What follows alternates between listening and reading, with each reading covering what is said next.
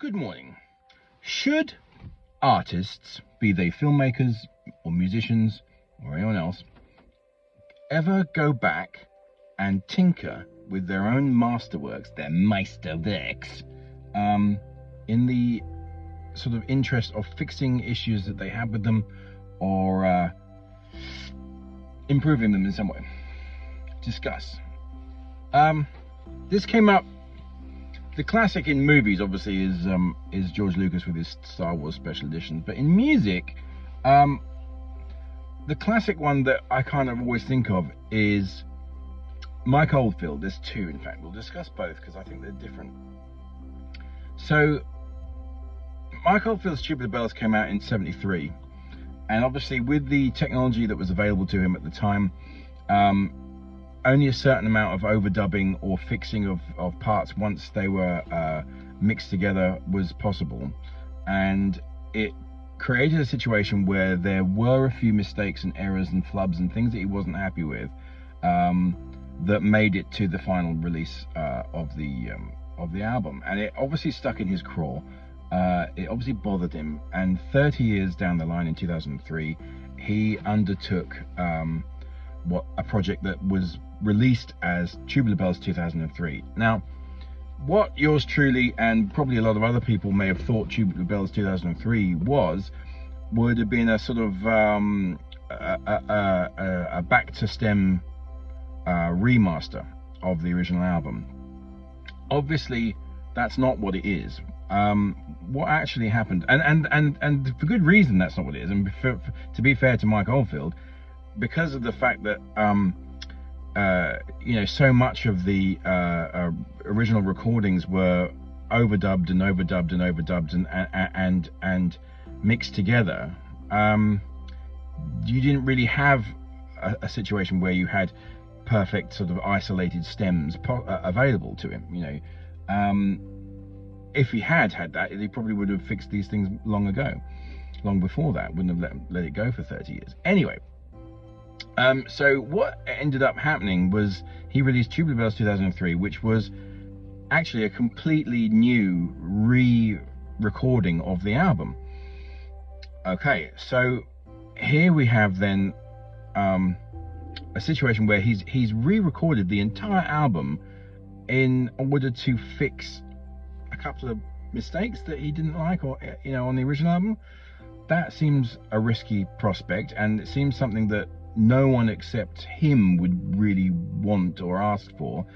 We've all enjoyed that album for 30 years and continue to do so. Okay, so what happens then is he takes advantage of the technologies that are available to him in 2003, and one of those is MIDI, bearing in mind that the original album, every instrument on there is a real instrument played by a real person. Of course it is. And either played by him or someone else. But by 2003 you've got MIDI. You can, so there's that. And this has the unfortunate side effect of dating some of the sounds on Tubular Bells 2003 in a way that the original album is not dated, right? Okay, and the same thing happened to Tubular Bells 2, by the way, in the 90s.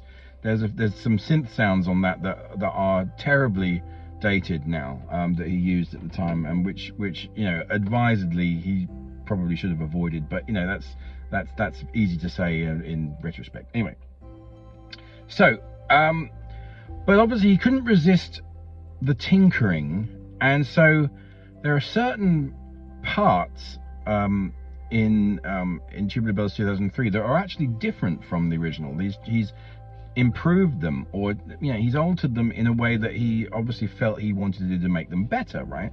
This is a difficult thing again to do because we've all spent 30 years audiating the original album, so anything that deviates from those original parts are going to sound weird, regardless of whether or not they could be viewed as an improvement on the original part. One part I can think of in particular is in the finale. You got the bass guitar. Now in the original, the bass guitar is a little bit sort of it's maybe a little bit lackluster. It stays in the lower registers, and it doesn't, it's not that great, you know. Whereas in the 2003 version, he does a more lead orientated part on the bass. It's higher register, I think, and maybe it's on a fretless. I mean, it has a little bit more life to it. I think that's an improvement, but you do hear that it's different if you know the album very well. So that's that. The end result is Tubular Bells 2003. You have a wonderful sort of modern, wide, crisp and clear stereo mix. You know, it feels bigger and wider and more high fidelity than the original. But there are aspects of it that sort of don't sound quite right.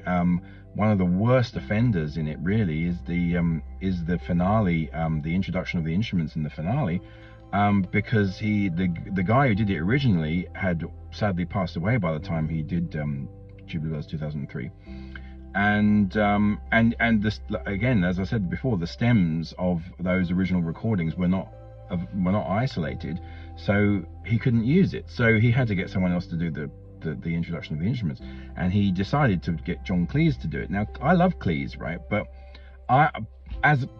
personally, I never felt that the voice on the original was supposed to be comical. It never translated as comical to me. And so getting Cleese to do it, where everything's a question, so it's like grand piano, you know, two slightly distorted guitars, question mark.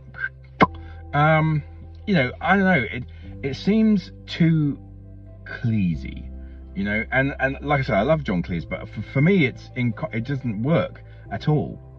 But then that's just me, and again, it's to do with expecting to hear the original guy, I forget his name in the moment of recording this, and hearing Cleese instead, and it just now here we are, you know, nearly 20 years on from Tubular Bells 2003, and which version of the album do people listen to? Probably the original, you know. So what was the point? Was it just something, a glamour, you know, was it a passion project? Was it an ego project? Was it something that Oldfield just had to do, or what, you know? Now, there's another one that comes to mind that I feel is less justified. Now, I understand with Oldfield's one, I understand that, you know, that there's some flubs in it. There's some actual flubs, you know, on the acoustic guitar. There's a couple of, you know, wonky notes and stuff that must have pissed him off, you know, and it must have pissed him right off, you know, having that on his album for 30 years, right? And I can understand wanting to fix them and not being able to fix them and ending up kind of doing, you know, doing too much basically, and kind of, you know, whatever. But I can understand his justification. Now, around about 2012, 2014, somewhere around there, Jeff Lynne decided to revisit some of the classic ELO tracks and re-record them with just himself and Richard Tandy, his arranger and pianist. And why? Well, there's a whole documentary about this. It was during the sort of resurgence of interest, this renaissance of interest in ELO. And his justification was sort of along the lines of, oh, he was never happy with these recorded, blah, blah, blah, blah, blah. And I'm afraid, I love Jeff Lynne. I've loved ELO all my life, but I call bullshit on that, because when you listen to the original of Mr. Blue Sky, that is a well-recorded piece of music. It's well recorded. There's nothing wrong with that. There's no mistakes in it. There's nothing that you could point a finger at and say, oh, I wish we could have done that better. It's really fucking good, okay? And what happened is he decided to do these re-recordings with himself playing everything except for whatever Richard Tandy's playing, and they just lose something in that. There's a quality that is lost. They sound a bit cookie cutter. They sound a bit karaoke. They sound a little bit sort of just less than. And I don't know. I wouldn't want to cast aspersions, but I don't know why he would want to do that to recordings that are you know, demonstrably very good. And also, there's also this aspect of possibly wanting to cut the other guys from the band out of, you know, future earnings of from his songs. You know, I mean, I don't know why he would necessarily want to feel that petty, because it seems petty to me. But the truth of the matter is that, you know, the original recordings, you know, the original version of Mr. Blue Sky with, you know, Bev Bevan and Kelly Grauket, and I don't know whether Mick Kaminsky was in the band then, but yeah, with the other guys, they did bring something to the recipe. They didn't bring any writing. That's fair enough. Jeff Lynne wrote everything. They are his songs. You know, it's fair enough. But as members of the band who performed on those songs, drums, bass, whatever, they brought something to the recipe that Jeff Lynne on his own in his little studio in you know, his studio in LA at his home or whatever with Richard Tandy cannot bring. It's lost, right? There's something worthwhile in that, and I feel that in doing what he did, he's kind of negating the contributions, such as they were, of his ex-bandmates, you know. And I feel that, I don't know why he would want to do that, especially, as I said, when the original recordings are extremely competent, extremely good. They're not bad. There aren't flubs. There's no justification for it on the grounds that he says there were. No, there weren't.